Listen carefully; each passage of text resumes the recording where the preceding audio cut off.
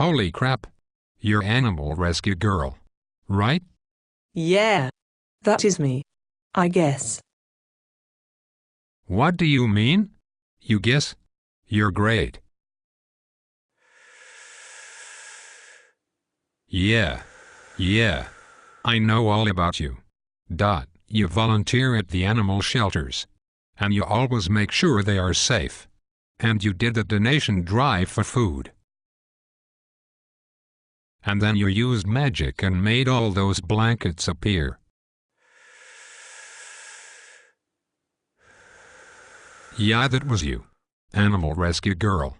The best part is when you got all the little puppy dogs and kitty cats adopted into loving forever homes.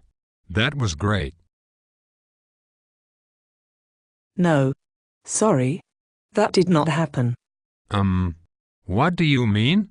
Here is the thing, fellow citizen. I do not exist. There is no super rescue girl. There is no magic hero to save the animals at the shelter. Then who will do all that stuff? Who will help the animals? Good question. Do you own a mirror? Oh, I get it.